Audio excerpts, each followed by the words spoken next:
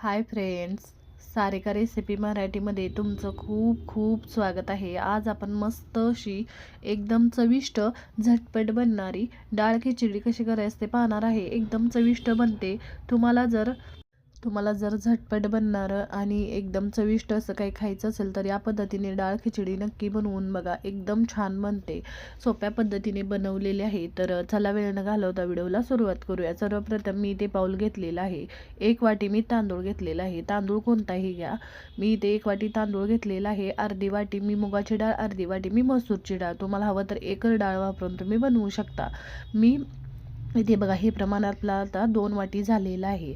आता हे स्वच्छ मी या पद्धतीने धुवून घेते। स्वच्छ 3 ते 4 वेळा स्वच्छ धुवून घ्यायचं आणि याच्यामध्ये पाणी घालून आपण हे 5 मिनिटं भिजत ठेवायचं, म्हणजे छान असे हे डाळ आणि तांदूळ शिजले जातात। आता हे भिजतंय तोवर इथे बघा मी एक कांदा बारीक कट करून घेतलेला आहे। एक टोमॅटो बारीक कट करून घेतलेला आहे।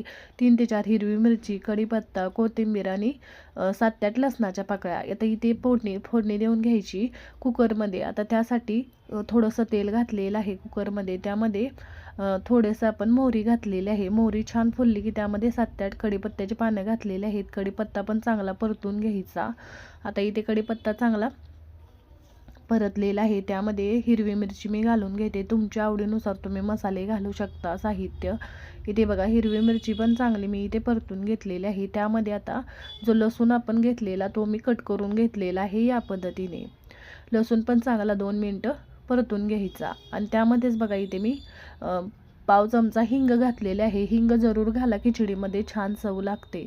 इथे बघा या पद्धतीने मी हिंग, लसूण सगळं परतून घेतलेलं आहे। त्यामध्येच जो बारीक कट करून घेतलेला कांदा आहे तो घालून घ्यायचा आणि कांदा आपल्याला जास्त भाजायचा नाही, थोडासा आपल्याला गुलाबी रंगावर भाजून घ्यायचा आहे। कांदा इथे चांगला भाजलेला आहे। त्यामध्ये टोमॅटो घालून घ्यायचा आहे।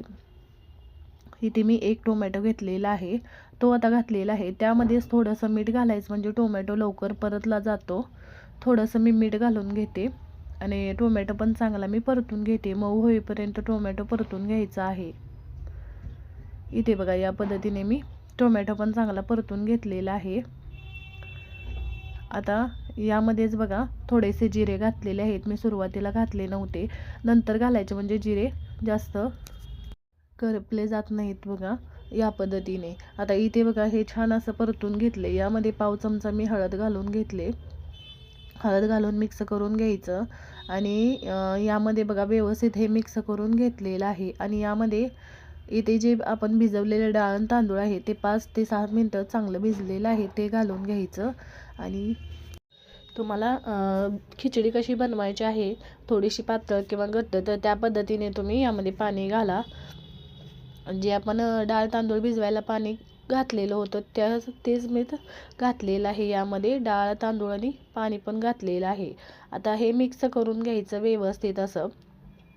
हे बघा या पद्धतीने व्यवस्थित मी मिक्स करून घेते आणि अजून यामध्ये पाणी घालून घेते आणि कोथिंबीर पण घालून घ्यायची। बघा छान चव लागते। कोथिंबीर मी भरपूर घातलेली आहे। तुमच्या आवडीनुसार तुम्ही कोथिंबीर घालून घ्या आणि छान असं याची टेस्ट, तूप घालायचं म्हणजे छान टेस्ट लागते। बघा 2 चमचे मी इथे साजूक तूप घातलेलं आहे। मिक्स करून घ्यायचं आणि यामध्ये पाणी घालून घ्यायचं आहे। इथे बघा मी पाणी घालून घेते। तुम्हाला तुमच्या अंदाजाने तुम्ही पाणी घाला। इथे बघा पाणी घातलेलं आहे आणि मीठ घालून घेते चवीनुसार आणि मिक्स करून घ्यायचं आहे मीठ घालून। आणि झाकण लावून याच्या 2 शिट्ट्या करून घेते मीडियम फ्लेमवर, म्हणजे छान असं आपलं डाळ आणि भात छान असं शिजलं जातं। इथे बघा मिक्स करून घेतलेलं आहे। मी इथे झाकण लावते, 2 शिट्ट्या करून घेते। 2 शिट्ट्या झालेल्या आहेत। इथे बघा हे छान शिजलेलं आहे। तुम्हाला हवं अजून जरा हे पातळ हवं असेल तर तुम्ही पाणी अजून घाला किंवा 1 शिट्टी देऊन घ्या। इथे बघा छान असं हे शिजलेलं आहे। जास्त घट्ट पण नाही, जास्त पातळ पण नाही, अशी आपली खिचडी तयार झालेली आहे। मस्त अशी झालेली आहे बघा। गरम गरम खायला छान लागते। तुम्ही ही गरम गरम अशी लोणच्यासोबत, पापडसोबत, कशासोबतही खाऊ शकता। एकदम छान गरम गरम लागते। उन्हाळ्यामध्ये अशी छान अशी खिचडी खायला छान लागते बघा। मस्त एकदम छान झालेले आहे, चविष्ट आणि एकदम वरून तूप घालायचं बघा. मस्त पापडसोबत एकदम छान अशी लागते बघा. तुम्ही लोणच्यासोबत खाऊ शकता. एकदम मस्त चविष्ट अशी झटपट बनणारी डाळ खिचडी तुम्ही नक्की घरच्या घरी बनवून बघा. तुम्हाला ही रेसिपी खूप आवडेल आणि कमेंटमध्ये जरूर सांगा तुम्हाला आजचा व्हिडिओ कसा वाटला. व्हिडिओ आवडला असेल तर व्हिडिओला लाईक करा, शेअर करा. चॅनलवर नवीन असाल तर चॅनलला सबस्क्राईब करा, बेल आयकॉनला क्लिक करा. व्हिडिओ पाहिल्याबद्दल धन्यवाद.